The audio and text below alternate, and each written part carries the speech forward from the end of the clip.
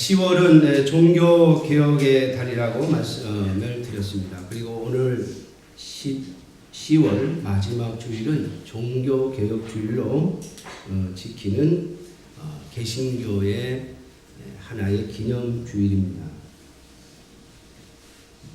자, 오늘 말씀을 통해서 저는 여러분들에게 예수님께서 길이요 진리요 생명이시라 라고 하는 이 말씀을 같이 한번 묵상해 보려고 합니다. 저는 몇 주간에 거쳐서 왜 개신교가 천주교로부터 종교개혁을 했는지에 대해서 말씀을 드렸었습니다. 우리의 구원자는 오직 예수 그리스도뿐이시며 예수 그리스도를 통해서만 우리가 구원을 얻을 수 있고, 구원을 얻는다는 것은 곧 하나님을 만나는 것이요 하나님과 함께하는 것이요 하나님의 백성이 되는 것이며 하나님의 자녀가 되는 것을 구원이라고 말합니다. 우리는 보통 구원이라고 하면 죽은 다음에 천국에 가는 것을 말하죠. 물론 그것도 구원이 맞습니다.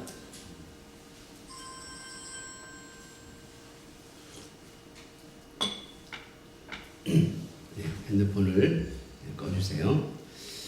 우리가 죽어서 천국 가는 것도 구원이 맞습니다. 그런데 그것은 구원의 마지막 단계이지 구원 전체를 말하는 것은 아닙니다. 그래서 저는 이런 표현을 가끔 쓰죠. 하나님의 나라, 천국, 하나님의 집에는 하나님의 자녀만 간다. 하나님의 자녀가 아닌 자는 하나님의 나라에 못 갑니다. 내가 가고 싶어도 갈 수가 없습니다. 전에 이 수임리에서 어떤 분이 저에게 그 기도를 부탁을 하더라고요. 저에게 세례를 달라고 하더라고요. 누굴 세례 달라고 하냐면 병원에 누워 계신 아버님의 세례를 달라고 해요. 제가 많이 아프시다는 소리를 듣고 병문안을 갔더니, 목사님, 우리 아버지에게 세례를 주십시오. 제가요, 아니 교회도 한 번 안 나오시고 예수님을 믿는다고 고백도 안 했는데 어떻게 세례를 줍니까? 그랬더니 우리 아버님이 지금 의식이 없고 혼수 상태인데 제가 귀에다 대고 뭐라고 했더니 고개를 끄덕였다는 거예요. 그러니까 목사님이 우리 아버님에게 세례를 주십시오.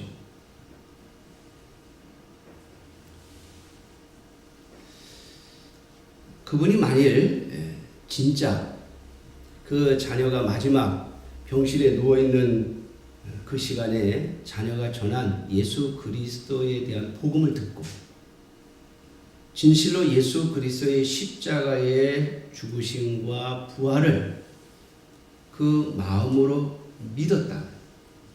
그래서 고개를 끄덕인 거라면 그분은 주님의 나라에 들어가셨을 겁니다. 세례를 안 받았어도.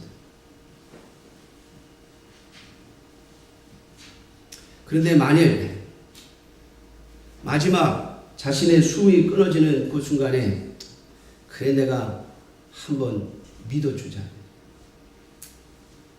내 자녀가 저렇게 소원하는데 믿는다고 내가 고개 한번 끄덕여주자. 그런 마음으로 끄덕였다면 그분은 주님의 나라에 들어갈 수가 없습니다. 제가 세례를 안 줬더니 다른 목사님을 모셔다가 세례를 받았대요. 나중에 문상을 갔더니 우리 아버님이 세례받고 돌아가셨으니까 천국에 가셨을 거라고 그러면서 또 저에게 예배를 인도해 달라고 하더라고요. 그럼 물론 제가 마지막 하관 예배를 인도했습니다. 그러나 그분이 정말 하나님의 나라에 천국에 들어갔는지 그렇지 않은지는 저도 확신할 수가 없습니다. 왜냐하면 그분의 진정한 고백을 듣지 못했기 때문이죠. 사랑하는 성도 여러분, 그저 예수 믿는다고 하면 천국에 가는 것이 아니고 하나님의 자녀가 천국에 가는 거예요. 그러므로 모든 구원의 시작은 하나님의 구원의 시작은 예수 그리스도를 믿어 그분의 자녀가 되는 데서부터 출발합니다.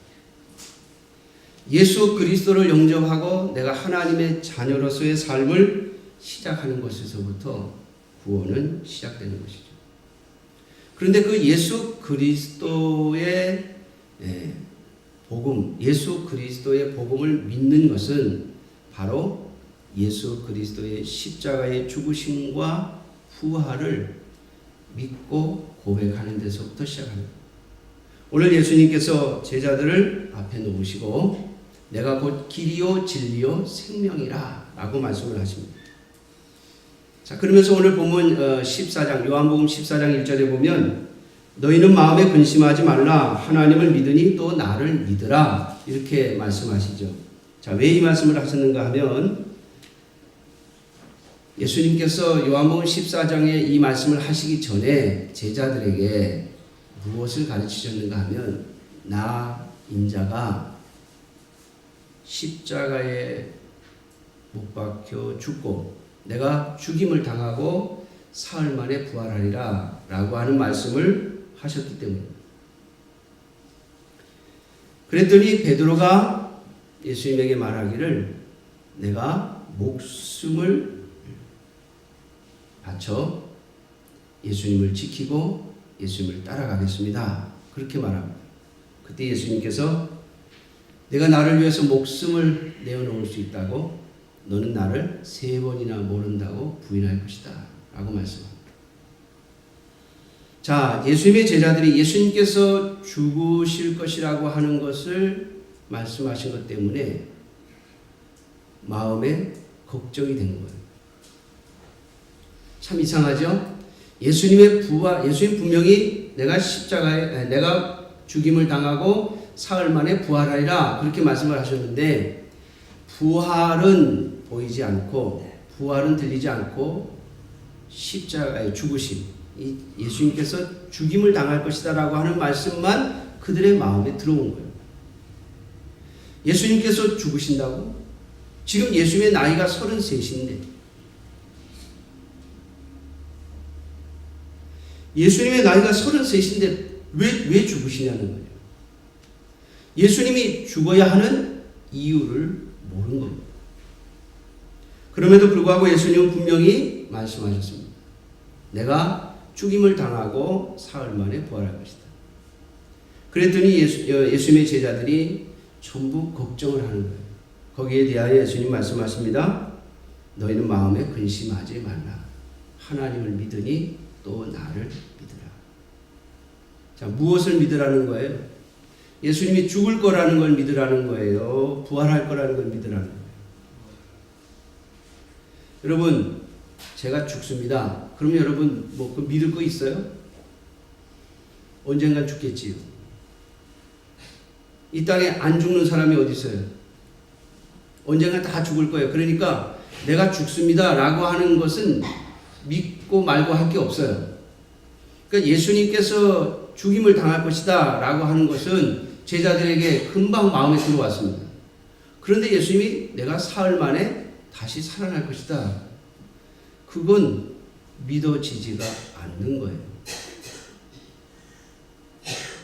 거기에 대하여 오늘도 예수님은 우리에게 말씀하십니다. 하나님을 믿으니 또 나를 믿으라. 예수님은 인간의 몸을 입고 이 땅에 오셨지만은 우리의 믿음의 대상입니다. 우리가 믿어야 할 분이며 우리의 구원자이십니다. 예수님께서 오늘 4절 말씀에 보니까 내가 어디로 가는지 그 길을 너희가 아느니라 그랬습니다. 여러분 그 길이 뭐예요? 바로 십자가의 길입니다. 근데 제자들이 오늘 5절 말씀에 보니까 도마가 뭐라 합니까? 주께서 어디로 가시는지 우리가 알지 못합니다. 어디로 가시는지도 모르는데 그 길은 또 어떻게 압니까? 이렇게 되묻잖아요. 완전히 동문서답하고 있죠. 예수님의 말씀과 도마의 말이 평행선을 달리는 것처럼 보입니다. 그런데 예수님은 또 한 번 말씀하십니다. 내가 곧 길이요. 사랑하는 성도 여러분, 예수님만이 우리의 유일한 길입니다. 무슨 길입니까? 하나님께로 가는 길입니다. 우리가 하나님의 자녀가 되어지고 우리가 구원의 자리에 서게 되는 유일한 통로요, 유일한 길입니다. 예수 그리스도의 십자가의 죽으심과 부활이 아니고는 하나님 앞에 나아갈 수가 없습니다. 그러므로 오직 예수 그리스도의 십자가의 죽으심과 부활을 믿는 여러분들이 되시기를 주님의 이름으로 축원합니다. 예수 그리스도의 죽으심과 부활. 여러분, 예수님께서 십자가의 죽으심은 바로 저와 여러분들의 죄 때문이죠. 제가 말씀드렸습니다. 38년 된 병자에게 주님께서 하신 말씀이 다시는 더 심한 병이 걸리지 않도록 다시는 죄를 짓지 말라라고 말씀합니다. 그러면서 많은 유대인들과 바리새인들이 아니 예수 저 사람이 누구이길래 죄를 용서한다고 말하느냐. 예수님이 누구길래 우리의 죄를 용서하느냐는 말입니다. 여러분, 예수님은 하나님이시기에 우리의 죄를 용서하는 게 아닙니다. 예수님은 우리를 위하여 십자가에 죽으셨기 때문에 우리의 죄를 용서하시는 겁니다. 하나님이 우리의 죄를 용서하시는 것, 하나님의 은혜가 많고 사랑이 많으셔서 우리의 죄를 용서하시는 것이 아닙니다. 아무리 하나님이 사랑이 많으셔도 우리의 죄를 그냥 용서하실 수는 없습니다. 왜냐하면 그것은 진리가 아니기 때문입니다. 여러분, 진리가 무엇입니까? 진리는 죄의 값은 사망이다라고 하는 것이 진리입니다. 사랑하는 성도 여러분, 예수 그리스도께서 우리를 위하여 십자가를 지셨기에 하나님은 그 십자가의 지심을 통하여 우리의 죄를 용서하시는 겁니다. 여러분, 이것을 믿으라는 겁니다. 내가 무엇을 해서 내 죄를 용서받겠다는 것이 아니라 예수 그리스도께서 나를 위하여 십자가에 죽으셨음을 믿으라는 겁니다. 복음은 아주 단순합니다.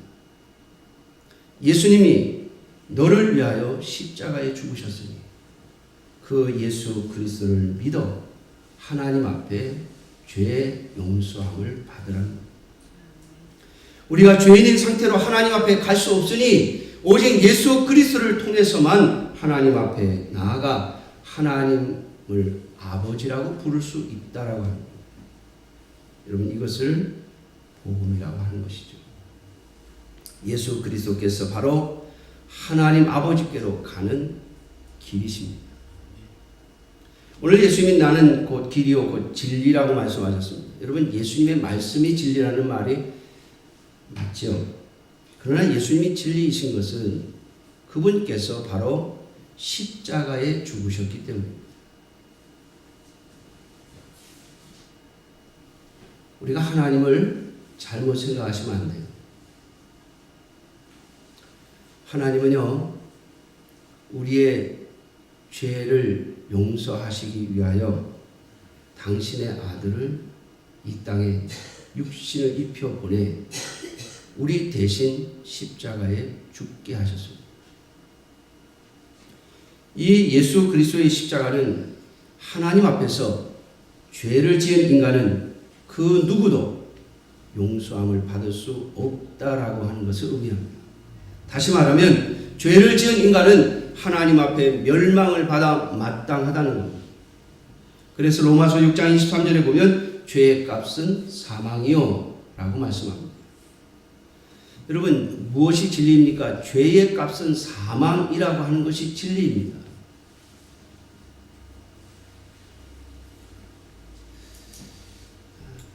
저는 가끔 그런 생각을 해보았습니다. 왜 하나님께서 꼭 그렇게 하셔야 했을까? 그냥 용서해 주시면 안 되는가? 전에 보았던 어떤 전도지에 이런 이야기가 있습니다. 어느 나라의 왕이 온 나라에 금주령을 내렸습니다. 술을 먹지 마라. 절대로 술을 먹지 마라. 술을 먹다 걸리면 두 눈을 뽑아버리겠다. 그렇게 왕이 공고를 했어요. 그런데 술을 먹다가 걸려온 사람이 누군가 왕의 아들이 걸려왔어요. 왕의 아들이 잡혀온 거예요. 술을 먹다 걸려가지고. 그러니까 왕이 그 아들의 두 눈을 뽑아야 되는데 재판석에서 이렇게 말합니다. 내가 술을 먹는 자는 두 눈을 뽑아버린다고 했는데 내 아들이 걸렸으니 내 아들의 눈 하나, 내 눈 하나를 뽑겠다. 그래서 그 왕이요, 아들의 눈 하나, 자기의 눈 하나를 뽑아서 두 눈을 뽑았다고. 왜? 아들의 두 눈을 뽑아버리면 그 아들은 장님으로 남은 인생을 살아야 하기 때문에. 마치 하나님이 우리를 사랑하신 그 사랑이 바로 그와 같은 것이다 라고 하는 그런 전도지를 제가 본 적이 있습니다. 이건 하나의 비유이죠. 그러나 사실 그 비유 또한 하나님의 사랑을 온전히 표현할 수가 없습니다.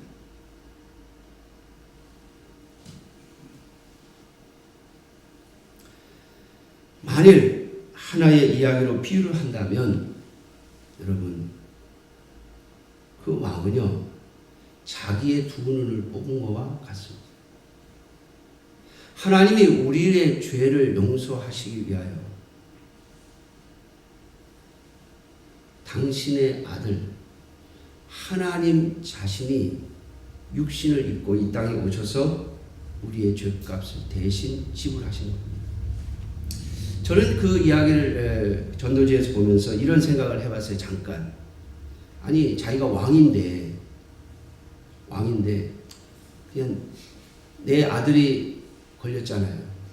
그럼 어떻게 해요? 야, 내가 한 번만 용서해 줄게. 다시는 그러지 마라. 그러면 안 되나? 여러분, 우리는 우리의 자녀들에게 너무나도 많이 그러잖아요. 여러분, 여러분들의 자녀들이 범죄하면, 여러분들의 자녀들이 죄를 지면 그 죄값을 다 지불시키십니까? 그저 종아리 몇 대로 아니면 야단치는 것으로 엉덩이 몇 대 치고 다시는 그러지 말라고 경고하고 끝내지 않습니까? 하나님도 그렇게 하시면 안 됩니까?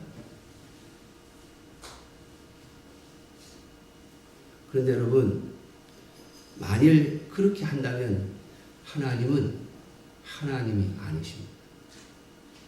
뿐만 아니라 여러분, 이 세상에 누구를 벌하실 수 있으시겠습니까? 그렇다면 하나님 만약 그런 분이시라면 여러분, 이 세상에 누구도 지옥에 갈 수 없을 겁니다. 전에 어느 집사님이 저한테 그러더군요. 목사님, 아마 지옥에 가는 사람은 한 사람도 없을 겁니다. 왜요? 제가 물어봤어요. 그랬더니 하나님은 사랑이 많으신 분이잖아요. 사랑이 많으신 분인데 어떻게 당신이 만든 인간을 지옥에 보내겠습니까? 아마 다 용서해 줄 겁니다. 여러분, 천주교에는요 연옥설이라고 하는 교리가 있습니다. 예수님을 안 믿어도 착하게 산 사람은 죽어서 지옥에 가지 않고 연옥에 간대요. 그 연옥이라는 곳에 가 있다가 거기서 하나님을 잘 섬기면 천국으로 옮겨간대요. 또는 이 땅에서 후손들이 잘하면 그분이 연옥으로 옮겨간대요. 여러분, 이상한 교리죠. 성경에 없는 교리입니다. 그런데 왜 그걸 만들었을까요? 착하게 산 사람 억울하다는 거예요. 여러분, 하나님의 진리는 명확합니다. 죄를 지은 인간, 아담의 후손으로 태어난 모든 인간은 다 죄인이기 때문에 누구 한 사람도 예외 없이 하나님의 심판을 받을 것이며 그는 하나님의 진노를 피할 수 없다라고 하는 겁니다. 하나님께서 영원한 지옥의 형벌에 그들을 가두실 것이라고 하는 것이 진리입니다.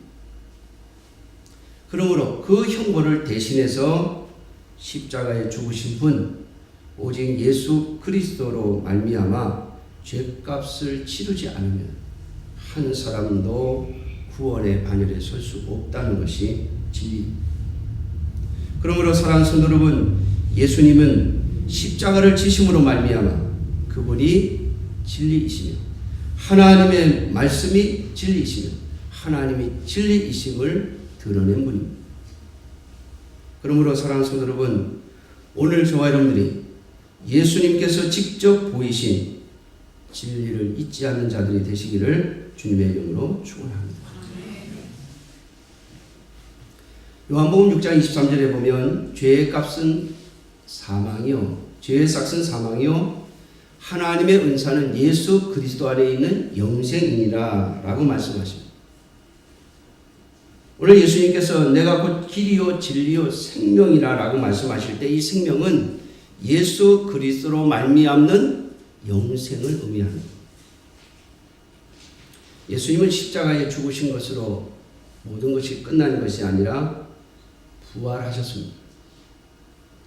그러므로 우리에게 생명을 주실 수 있는 주님이심을 증거하셨고 예수님은 죄가 있어서 십자가를 지신 것이 아니라 대신 짊어지시고 십자가를 지신 것임을 보여주고 있습니다. 아담이 범죄함으로 말미암아 아담 이후에 태어난 모든 인간, 혈통적으로 아담의 후손으로 태어난 모든 인간이 죄인된 것과 같이 예수 그리스도를 믿어 인간의 혈통이 아닌 신앙의 혈통을 이어가는 모든 자들은 예수 그리스도와 함께 영생을 얻게 되는 것입니다. 그러므로 여러분, 많은 종교들이 무덤을 자랑하죠. 무덤. 여러분 관광지 한번 가보세요. 관광지. 유명하다 이런 곳에 가면 전부 뭐예요? 무덤이에요. 무덤. 제가 얼마 전에 소식을 들으니까 여주에까지 전철이 생겼대요. 근데 그 여주까지 가는 전철역 중에 세종대왕역이 있던데요. 세종대왕역. 아니 왜 거긴 또 세종대왕역이냐 제가 물어봤어요. 그 지역에 사는 분한테. 그랬더니 거기 그 역 근처에 세종대왕 그 무덤이 있대요. 세상의 사람들은 무덤을 자랑합니다. 많은 종교들이 무덤을 자랑합니다. 그들이 섬기는 자들의 또는 그들이 훌륭하다고 말하는 자들의 무덤을 자랑합니다. 그러나 사랑하는 성도 여러분, 기독교는 무덤을 자랑하지 않습니다. 우리는 무덤을 이야기하지 않습니다. 무덤을 화려하게 꾸미지도 않습니다. 왜요? 영원히 거기 묻혀 있을 것도 아니고 그 죽음을 자랑할 것도 아니기 때문입니다. 그리스도인들의 신앙은 오직 부활을 소망합니다. 부활을 자랑합니다. 그러므로 이 땅에서 어떠한 죽음을 죽었든 어떠한 무덤을 가지고 있든 어떠한 형태로 죽었든 그리스도인들은 부활할 것이기 때문에 무덤을 통해서 자랑하거나 세상에 말하지 않습니다. 그래서 예수 그리스도의 무덤 또한 없습니다. 제가 이스라엘에 갔을 때 어떤 무덤을 보여주면서 여기가 예수님이 묻혔다 부활하신 무덤이라고 이렇게 보여주더라고요. 제가 가이드한테 물었습니다. 저게 진짜 예수님 무덤이 맞냐고. 모른대요. 진짜 예수님의 무덤을 못 찾았어요. 몰라요. 그래서 그 당시에 유대인들이 쓰던 무덤 하나를 가지고 이게 예수님의 무덤이었을 것이다. 해가지고 거길 관광지로 만든 거예요. 왜? 그런 걸 안 보여주면 사람들이 안 오니까. 여러분 이스라엘에 가보면 예수님의 무슨 뭐 흔적 이런 거 아무것도 없어요. 다 뭐 예수님께서 말씀을 전하시던 곳에 예배당 하나 세워놓고 이게 무슨 기념교회 또 무슨 기념교회 교회들만 잔뜩 세워놨어요. 왜? 여러분 예수님께서 이 땅에 계실 때 아무런 흔적도 남기지 않으셨습니다. 한 20년, 25년 전으로 기억합니다만 신문에 예수님의 얼굴이라고 기사가 떴습니다. 이렇게 보니까 이 수위, 예수님을 이렇게 감쌌던 천의 그 얼굴 자국이에요. 근데 그 예수님을 감쌌던 세마포라고 그러는데 그 세마포가 그게 예수님 건지 확인할 수 없습니다. 여러분 하나님은 그러한 흔적들을 하나도 남기지 않았습니다. 왜? 예수님은 부활하셨기 때문에. 우리에게는 그런 것이 필요 없습니다. 예수님이 뭐 입었던 옷이라든지 예수님이 들어갔던 무덤이라든지 그런 게 필요 없어요. 왜? 예수님은 지금도 살아계시기 때문에.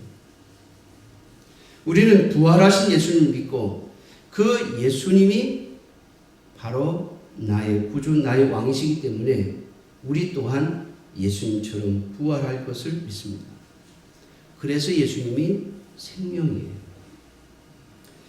사랑하는 성도 여러분, 오직 길이요 진리요 생명이신 예수 그리스도만을 온전히 붙잡는 저와 여러분들이 되시기를 주님의 이름으로 축원합니다. 오늘 종교개혁의 달에 제가 마지막으로 하나 더 여러분들에게 말씀드리고 싶은 것이 있습니다. 오늘 본문 21절에 보니까 21절 우리 다 같이 한번 읽어보겠습니다. 시작. 나의 계명을 지키는 자라야 나를 사랑하는 자니 나를 사랑하는 자는 내 아버지께 사랑을 받을 것이요 나도 그를 사랑하여 그에게 나를 나타내리라. 아멘. 여러분 계명을 지켜 구원을 받는 것은 아닙니다. 우리는 생각하기를 착한 일을 하고 선한 일을 하면 그것으로 말미암아 우리가 하나님의 구원의 은총을 입을 거라고 생각해요. 오늘날도 이것이 많은 사람들의 생각입니다. 내가 선한 일을 하고 내가 착한 일을 해야, 아니 교회 안에서는 하나님의 말씀을 내가 지켜야만 구원을 얻을 것이라고 생각합니다. 그러나 여러분 계명을 지켜 구원을 얻는 것은 아닙니다. 우리가 먼저 해야 할 일이 있습니다. 그것은 예수 그리스도가 우리를 위하여 길이요 진리요 생명 되신 것을 믿어야 하는 것이죠. 이 믿음을 갖는 것이 우선입니다. 그래서 이번 신학적으로 말하면 이렇게 말할 수 있습니다. 하나님의 계명을 지켜서 구원 얻는 것이 아니라 믿음으로 말미암아 구원 얻습니다. 자, 그런데 구원을 얻은 사람이 하나님의 계명을 안 지키며 살 수 있느냐? 그건 불가능합니다. 왜냐하면 오늘 본문에 21절에 분명히 말씀하셨죠. 나를 사랑하는 자는 계명을 지키는 자이다.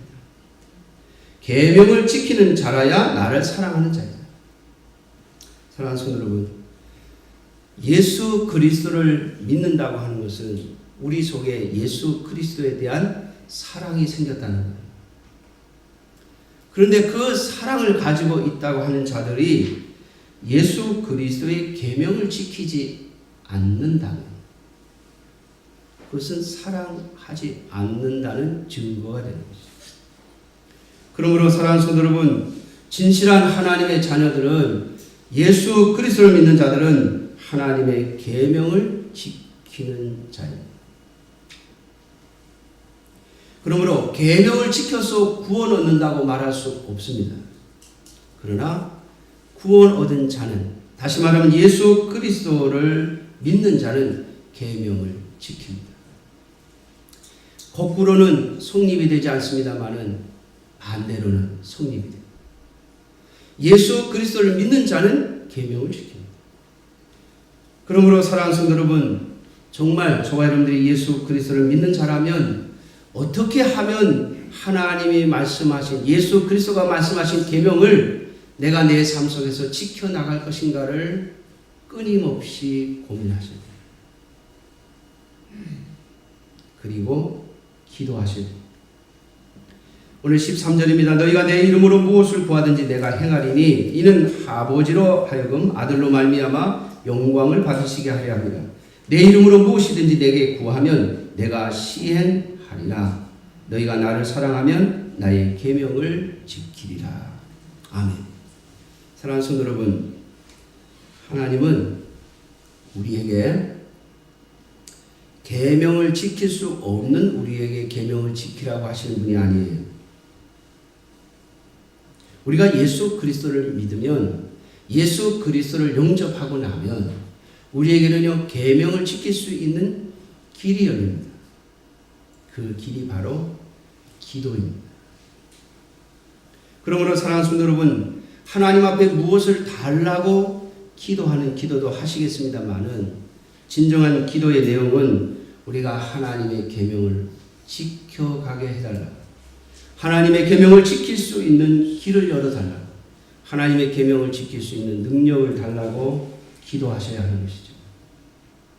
이것이 바로 우리가 가야 할 길입니다. 많은 사람들이 기독교를 오해합니다. 기독교인들은 뭐든지 믿는다고만 하면 다 끝난다. 무엇이든지 용서해 달라고 하면은 다 끝난다. 그래서 기독교인들은 믿는다고 하면서도 그들의 삶을 보면 형편없다라고 말합니다. 오히려 기독교인들이 더 정직하지 못하고, 기독교인들이 더 욕심이 많고, 기독교인들이 우리보다도 윤리적 도덕적으로 더 못하다고 말합니다. 여러분, 그들의 비판은 받을 만합니다. 왜냐하면 참된 기독교의 신앙은 우리가 예수 그리스도를 믿음으로 말미암아 이제 예수 그리스도를 사랑하게 되고 그분의 말씀을 지켜가려고 하기 때문입니다. 아니, 기도하며 그 말씀을 지켜가기 때문입니다. 주님이 말씀하신 것처럼 나의 계명을 지키는 자라야 나를 사랑하는 자라고 말씀하시고, 너희가 나를 사랑하면 나의 계명을 지키리라라고 말씀하십니다. 그러므로 우리가 예수 그리스도를 믿고 그분을 사랑한다면 우리는 반드시 주님께서 우리에게 주신 계명을 지켜야 하는 것이죠. 그러면 어떤 분들은 이렇게 말할 겁니다. 목사님, 우리가 주님의 계명을 어떻게 다 지킵니까? 지키지 못하는 것들이 얼마나 많은데. 여러분, 맞습니다. 우리가 주님의 계명을 다 지키지 못합니다. 그러므로 참된 기독교인들은 그것 때문에 기도하고, 그것 때문에 근심하고, 그것 때문에 염려합니다. 잠언은 우리에게 이렇게 말합니다. 세상 근심은 우리의 뼈를 마르게 하지만 하나님의 뜻대로 하는 근심은 우리에게 양약이라고 말씀하고 있습니다. 사랑하는 성도 여러분, 하나님의 뜻대로 하는 근심이 뭡니까? 하나님의 말씀을 지켜가기 위하여, 하나님의 말씀대로 살기 위하여 기도하며 엎드리며 하나님 앞에 부르짖는 우리의 삶이 있어야 할 줄로 믿습니다. 그러한 염려와 근심은 우리의 영혼을 살찌게 할 것이며 우리의 생명을 더 풍성하게 할 것입니다.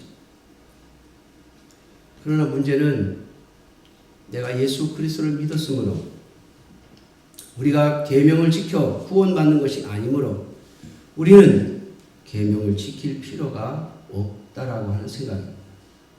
여러분, 이 생각은 반드시 개혁되어야 할 오늘날 개신교의 잘못된 신앙입니다. 예수 그리스도를 믿었으니 우리가 어떻게 살든, 어떤 식으로 살든, 무슨 죄를 짓든 상관없이 하나님이 우리를 구원하실 거라고 하는 생각이에요. 여러분 천만에요. 예수님이 이렇게 말씀하셨습니다. 너희의 의가 바리새인들보다 더 낫지 아니하면 하나님의 나라에 들어갈 수 없다. 여러분 어떻게 우리가 바리새인들보다 더 의로운 삶을 살 수 있습니까? 그들에게는 없는 하나님의 영이 우리에게 있기 때문에. 사랑하는 성도 여러분, 오늘 17절 말씀입니다. 그는 진리의 영이라 세상은 능히 그를 받지 못하나니 이는 그를 보지도 못하고 알지도 못하니라. 그러나 너희는 그를 아나니 그는 너희와 함께 거하시며 또 너희 속에 계시겠습니다. 내가 너희를 고아와 같이 버려두지 아니하고 너희에게로 오리라. 조금 있으면 세상은 다시 나를 보지 못할 것이로되 너희는 나를 보리니 이는 내가 살아있고 너희도 살아있겠습니다. 그날에 내가 아버지 안에 너희가 내 안에 내가 너희 안에 있는 것을 너희가 알리라. 사랑하는 성도 여러분, 예수님께서 우리가 바리새인들보다 더 의로워야 된다고 말씀하신 것은 바로 이 말씀을 근거로 한 겁니다. 내가 너희 안에 있을 것이다. 그러므로 너희의 의는 바리새인들보다 더 나아야 합니다. 여러분, 우리가 우리의 의로 구원받는 것 아닙니다. 분명 예수 그리스도의 공로가 아니면 인간은 그 누구도 하나님 앞에 구원을 얻을 수 없습니다. 그러나 예수 그리스도를 믿어 구원받은 자들은 그렇게 예수님 앞에서 자신들을 자랑했던 바리새인들, 율법을 철저하게 지킨다고 자랑하던 그들의 의를 뛰어넘어야 하는 것이죠. 그것이 바로 오늘 우리가 가지고 있는 하나님의 은혜입니다. 사랑하는 성도 여러분, 우리는 예수님을 믿는 자들입니다. 예수님이 바로 우리 안에 계십니다. 예수님 말씀하시기를 내가 곧 길이요 진리요 생명이라고 하셨습니다. 사랑하는 성도 여러분, 주님과 함께하는 이 삶을 살아가는 저와 여러분들이 되시기를 주님의 이름으로 축원합니다. 루터가 종교개혁을 할 때요, 루터는 로마 카톨릭의 원래 신부였습니다. 그런데 그가 우리가 가지고 있는 이 신앙이 성경과는 완전히 다른 것입니다. 하나님의 말씀에서 완전히 벗어난 것입니다. 잘못된 신앙을 가지고 있구나. 그래서 오직 믿음으로 말미암아 구원을 얻는 이 신앙을 선포하면서 종교개혁을 일으켰습니다. 그때 여러분 로마 카톨릭에서는 마틴 루터의 체포령을 내렸고 그에게 이미 사형 언도를 내렸습니다. 그는 목숨을 걸고 종교개혁을 한 것이죠. 예수님 또한 많은 유대인들의 잘못된 신앙을 엎으시고 진정한 개혁자가 되기 위하여 십자가에 죽으셨습니다. 그러므로 우리에게 진정한 구원의 길을 열어주셨죠. 사랑하는 성도 여러분, 오늘날 저와 여러분들이 진정한 하나님의 백성으로서 하나님의 자녀로서 참 신앙의 개혁의 삶을 살아가려면 우리의 인생, 우리의 생명도 내어놓아야만 합니다. 여기에 하나님의 놀라우신 은혜와 은총과 역사가 있을 것입니다. 그렇지 않고 적당히 신앙생활을 하려고 한다면 우리는 세상 사람들이 비난하고 비판하는 타락한 기독교인으로서의 삶으로 우리의 인생을 끝내버리고 말 것입니다. 사랑하는 성도 여러분, 우리 안에 와 계신 성령 하나님의 인도하심을 온전히 구하는 저와 여러분들이 되시고 주의 계명을 지켜 이 땅에 참으로 예수 그리스도만이 우리의 유일한 왕이시며 주인이심을 증거하는 저와 여러분들이 되시기를 주님의 이름으로 축원합니다. 10절 말씀입니다. 내가 아버지 안에 거하고 아버지는 내 안에 계신 것을 내가 믿지 아니하느냐? 내가 너희에게 이르는 말은 스스로 하는 것이 아니라 아버지께서 내 안에 계셔서 그의 일을 가시는 것이다. 진리의 영에 붙잡힌 자들은 자신의 일이 아닌 하나님이 주시는 일을 하는 겁니다. 하나님의 인도하심을 받는 겁니다. 사랑하는 성도 여러분, 저와 여러분들이 어떤 인생, 어떤 모양으로 우리의 삶을 살든 예수 그리스도의 영이신, 진리의 영이신 성령 하나님의 인도하심을 받는 삶을 살아가시는 참된 주님의 교회의 개혁자들이 되시기를 주님의 이름으로 축원합니다. 기도하겠습니다.